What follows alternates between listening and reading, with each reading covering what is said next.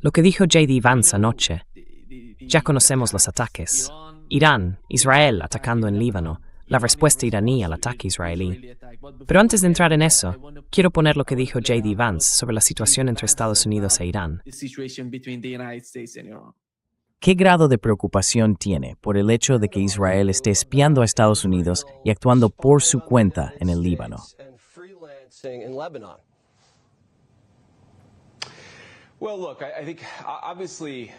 Bueno, mire, creo que obviamente los israelíes y Estados Unidos tenemos muchos intereses en común, pero también hay situaciones en las que nuestros intereses divergen. Y creo que el presidente ha sido muy claro en esto. Aunque Israel tiene sus propios objetivos, el principal objetivo de Estados Unidos respecto a Irán es asegurarse de que Irán no tenga un arma nuclear. Y de hecho, gracias a lo que ha ocurrido en los últimos meses, pero sobre todo en el último año y medio, hemos creado el espacio necesario para que el presidente crea, y yo pienso que tiene razón, que podemos alcanzar un acuerdo a largo plazo sobre el programa nuclear iraní. Ahora, a Israel eso puede gustarle o no, pero en el fondo creemos que es lo mejor para los intereses de Estados Unidos. Así que vamos a seguir adelante con ello, porque eso es para lo que fue elegido el presidente de Estados Unidos. Es lo que tenemos que hacer para servir correctamente al pueblo estadounidense.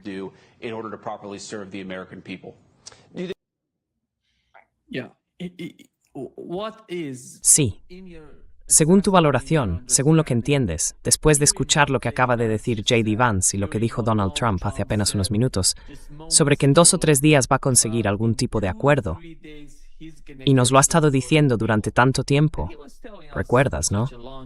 Yo diría que más de 40 veces ha dicho eso, que en 2 o 3 días íbamos a tener un acuerdo con Irán. ¿Cuál es tu interpretación de la situación actual y de los mensajes que siguen intercambiando ambas partes?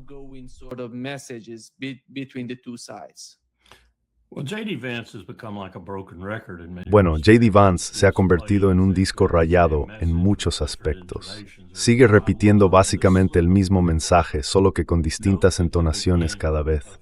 Me encanta ese lapsus que tuvo. Fíjate, al principio de su comentario dice entre Israel y yo. Luego lo cambia por los Estados Unidos. J.D., ¿tienes aquí una situación personal? Claro que sí, porque quieres presentarte a presidente. Y más te vale no decir nada que vaya en contra de los intereses de Israel, porque si lo haces, nunca llegarás a la Casa Blanca. Eso es en esencia lo que está reconociendo. Y lo segundo que señalaría es que, quizá me equivoque, pero creo que tengo razón, porque no suelo ver mucho Fox News.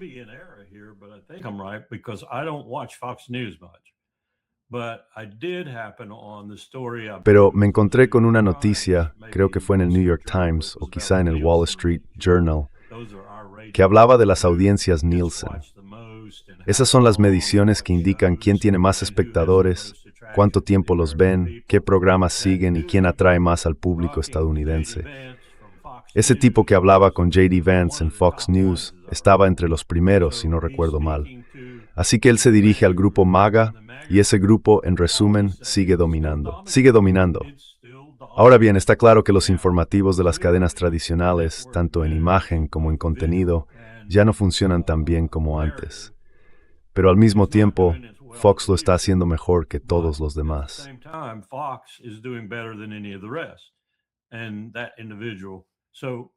Y esa persona tan seleccionada va directamente a quien más contacto tiene con la gente más maga, a quien más credibilidad tiene entre ellos y lleva su mensaje allí. ¿Y cuál es el mensaje? Pues el mismo de siempre. Quiero decir, me cuesta creer que ni siquiera el maga más despistado, sea hombre o mujer, joven, mayor o de mediana edad, no se dé cuenta de la historia que les están vendiendo ahora y de quién se la está vendiendo, en este caso, la vicepresidenta. Y el mensaje sigue siendo el mismo. No creo que esta administración, desde la vicepresidenta hasta el presidente, pasando por el secretario de Guerra, vayan a gastar $125 millones, NIMA, y probablemente más, para cambiar oficialmente el nombre en el Congreso al Departamento de Guerra. Un paso atrás en toda regla, si alguna vez hubo uno.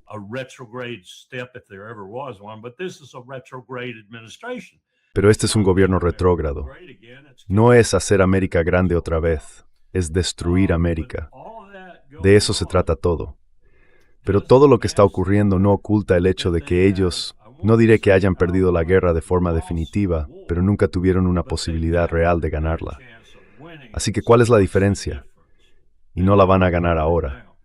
Y Bibi está demostrando, como es habitual en él, que le interesa más mantenerse fuera de la cárcel. Por eso está en las próximas elecciones en Israel. Está que no hay a Trump, remendo y ten.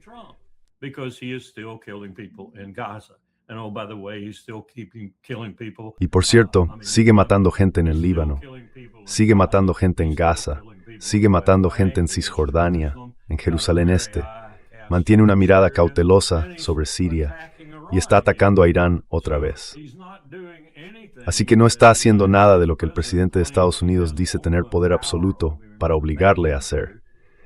Y no lo está haciendo porque quienes se oponen a él en las próximas elecciones y que podrían ganarle, le están criticando por prestar atención al presidente estadounidense.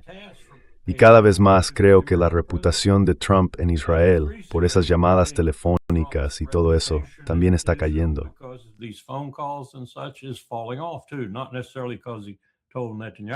No necesariamente porque le dijera a Netanyahu que se fastidiara, sino porque ven al primer ministro, Netanyahu en este caso, pero en el fondo podría ser Naftali Bennett o quien sea, actuando como si recibiera órdenes de Trump.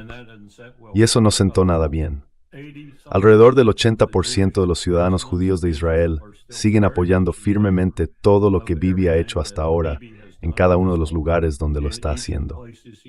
Y por cierto, en Gaza la situación se ha vuelto realmente peligrosa. Se ha vuelto peligrosa por muchos motivos. Hay gente ganando muchísimo dinero, muchos egipcios, muchos israelíes, aprovechándose y cobrando $200 por una caja de huevos o incluso más, por el gas necesario para mantener encendida la cocina durante 10 horas.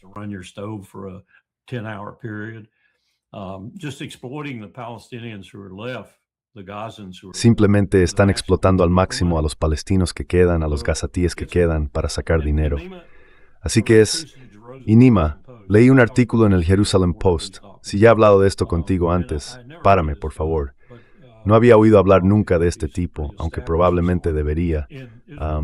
Es un historiador bastante reconocido en Israel. Y escribió un artículo que se basaba mucho en Halford Mackinder y en la teoría de Mackinder sobre el estado terrestre frente al estado marítimo y viceversa. Y su argumento era que lo que está ocurriendo ahora es que, entre comillas, se están desplegando 3 armas nucleares contra Estados Unidos y contra Israel.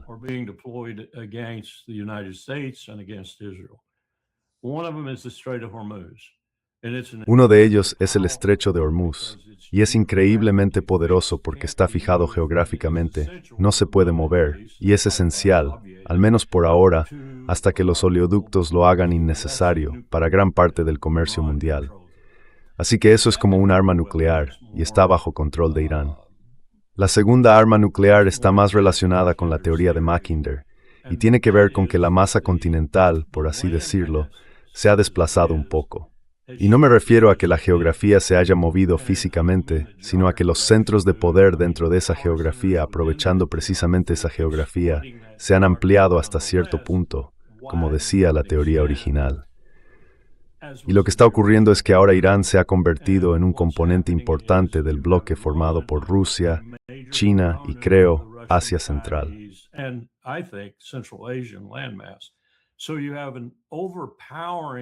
Así que tienes un 67-68% del mundo que ahora ocupa esta estructura económica, cada vez más viable gracias a las rutas terrestres, más que a las marítimas. Las rutas marítimas siguen siendo importantes hasta cierto punto, pero en cualquier momento podrían caer en la piratería en alta mar, igual que ocurrió hace varios siglos. Recordarás que al principio, Gran Bretaña estaba muy implicada en el comercio de esclavos a través del Atlántico. Luego llegó un nuevo primer ministro, un nuevo ministro de Asuntos Exteriores, y de repente empezaron a combatir el tráfico de esclavos con enorme dureza en alta mar. Nosotros éramos los más culpables, y ellos atacaban nuestros barcos y todo lo demás.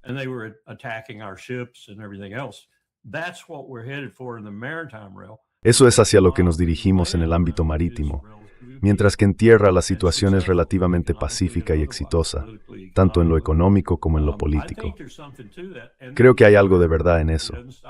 Y luego está el tercer punto, él no se detiene ahí. Esos son los dos armas nucleares de las que Irán dispone ahora. Una como el estrecho, la otra como esta nueva configuración territorial.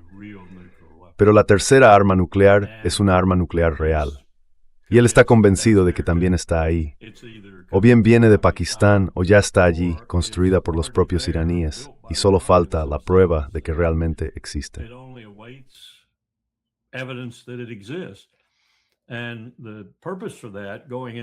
Y el propósito de eso, entrando en una definición más concreta de lo que es un arma nuclear, que por supuesto es un arma nuclear real, es que él habla de disuasión. Dice que tienen que hacerlo igual que Kim Jong-il tuvo que hacerlo, porque era la única forma de sobrevivir. Y con Israel poseyendo un arma nuclear, vuelvo otra vez al ministro de Asuntos Exteriores de Omán, Israel es el problema en la región. Ahora, Israel es el problema no solo por sus métodos de matanza, sino también porque es el único Estado con un arma nuclear apuntando contra el resto de la región. Y esto, por así decirlo, equilibrará la balanza. Así que no tienen que usarla, ni siquiera tienen que probarla.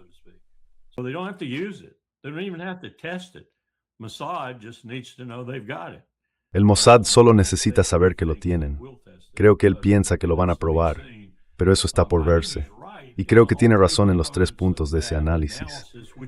Lo que significa, Nima, que no hay manera de que Donald Trump salga de esto, salvo haciendo lo mismo que acaba de hacer J.D. Vance.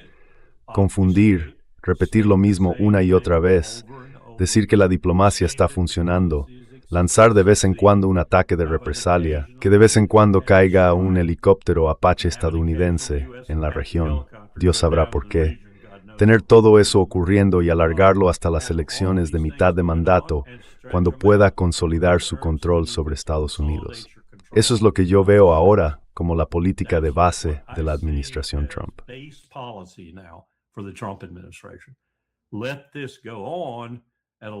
Dejad que esto siga a fuego lento, lo más bajo posible.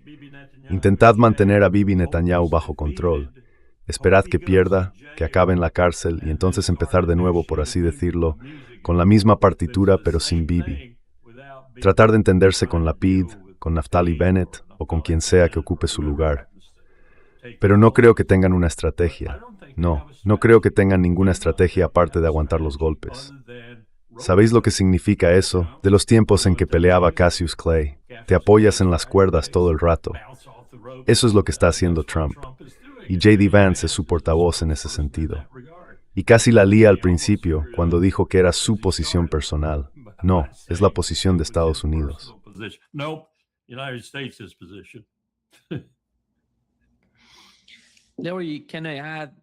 Larry, ¿puedo añadir una cuarta pregunta?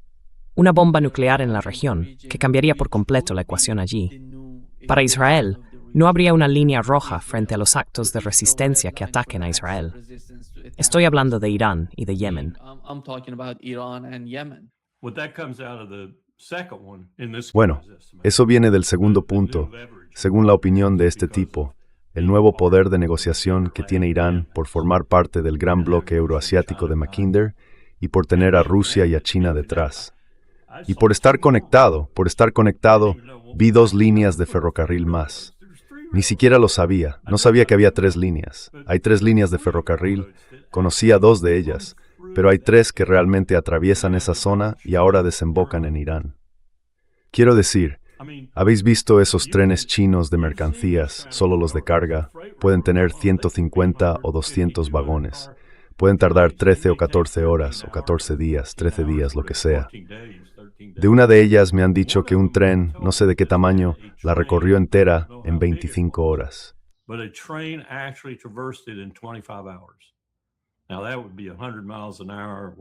Bueno, eso serían unos 160 kilómetros por hora, o lo que sea, ya sabes, todo el trayecto, y probablemente sería un tren sin carga. Pero me dicen que el tiempo medio, al menos para el grande, es de 13 a 14 días. Y eso es poca cosa si lo comparas con los barcos, con lo que cuestan los barcos, y con el peligro de pasar por lugares como Bab el Mandeb o el estrecho de Hormuz ahora mismo. Los hutíes han dejado claro que Bab el-Mandeb ha vuelto a su situación anterior. Nadie pasa por allí si es amigo de Israel.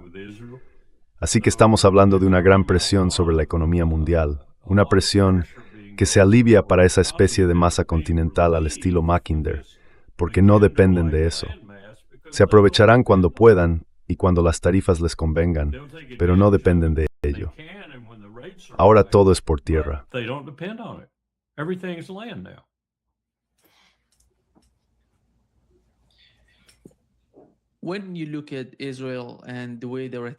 Cuando miras a Israel y la forma en que están atacando en la parte sur del Líbano, Larry, ellos saben que atacaron un edificio vacío en Beirut, en la zona sur de la ciudad, en Dahia. No mataron a ningún miembro de Hezbollah, pero sí a gente corriente.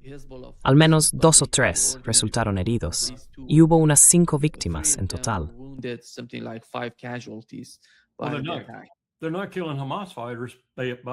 Tampoco están matando, en general, a combatientes de Hamas en Gaza. Están matando a civiles gazatíes, 24, 30 al día. Siguen con la misma táctica de siempre, moviendo la línea amarilla. Por la noche la línea amarilla está en un sitio y a la mañana siguiente está en otro. Si te encuentras al otro lado de la línea cuando se ha movido, te matan. Están haciendo lo mismo, pero no son combatientes de Hamas, son civiles gazatíes. Pero por cierto, esa es su estrategia. No sé si has oído lo que dijo Ben-Gvir. Ben-Gvir, el ministro israelí, dijo que está pidiendo secuestrar a mujeres y niños libaneses para quebrar la moral de Hezbollah. Para romper su moral, tienes que... Es que es increíble.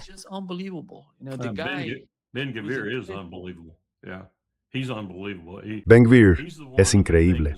Sí, increíble. Creo que será el primero en la lista del Tribunal Penal Internacional cuando, en algún momento del futuro, la gente despierte y haga algo al respecto.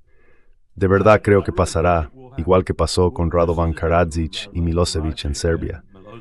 Ahora bien, eso ocurrió porque Estados Unidos puso todo su peso detrás. Porque, ¿estás preparado para esto, Nima? La verdadera razón por la que lo hicimos fue que nos estaban acusando de apoyar al tribunal solo cuando iba contra personas africanas negras, como Charles Taylor. Así que miramos a nuestro alrededor. Quiero decir, nosotros, ¿cómo se llamaba aquel tipo? No me sale ahora su nombre.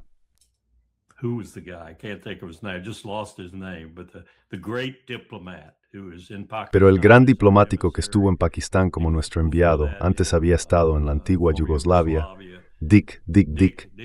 Ahora mismo no me viene su apellido. En fin, estaban buscando a alguien que pudiera equilibrar la balanza en el tribunal, una persona blanca, y entonces se fijaron en Radovan Karadzic y en Milosevic, en Serbia, porque en ese momento estaban en las noticias y estaban haciendo cosas bastante brutales. El otro bando también, pero nosotros estábamos con el otro bando, así que los elegimos a ellos. Y creo que Karadzic fue al tribunal y murió durante el proceso del juicio. Y Milosevic hizo más o menos lo mismo, creo. Me parece que lo llevaron ante el tribunal y luego falleció.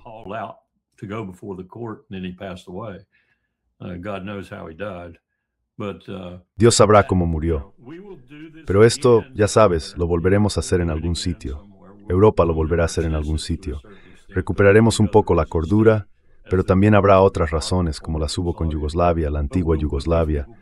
Pero llevaremos a esta gente ante la justicia. Dudo que alguien como Netanyahu lo haga. Creo que Netanyahu hará como Sharon. Sharon dejó el cargo y murió. Y una de las razones por las que murió fue que, en realidad, creo que padecía una forma de cáncer bastante agresiva, pero también murió de forma conveniente, digámoslo así. Y creo que Netanyahu también morirá de forma conveniente. Y quizá la señora Netanyahu también. Y yo seré el primero en ponerme sobre su tumba y aplaudir.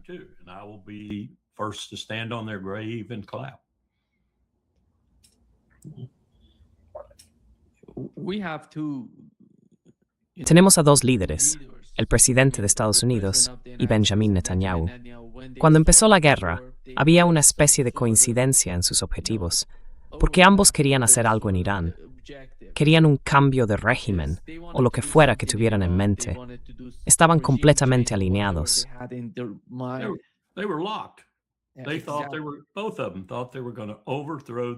Ambos pensaban que iban a derrocar al régimen de Irán y convertir el país, como mucho, en una especie de nación bantustán, llena de pequeños territorios repartidos por todas partes, ya sabes, un poco kurdo, un poco azerí, un poco de esto, un poco de aquello, por todo el mapa. Apostaría a que incluso en Israel pensaban que habría un pequeño enclave judío con unos 50,000 ciudadanos judíos viviendo allí. Pues tengo noticias para ellos. Probablemente se habrían enfrentado con uñas y dientes. Pero no pasó. No pasó. Ese fue el consejo, la predicción, el supuesto resultado de esta guerra que el Mossad y Bibi Netanyahu le presentaron a Donald Trump. Y Donald Trump se lo tragó entero, sin dudarlo.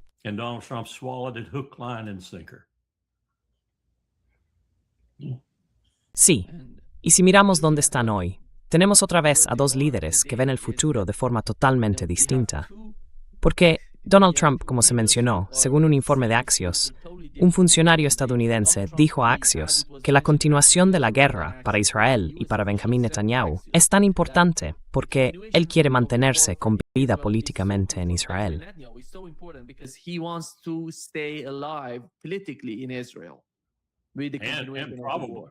Y probablemente simplemente seguir con vida, porque cuando vas a la cárcel, en Israel mueres bastante rápido. No estoy diciendo que alguien te elimine, pero lo que quiero decir es que los ex primeros ministros en prisión no suelen durar mucho.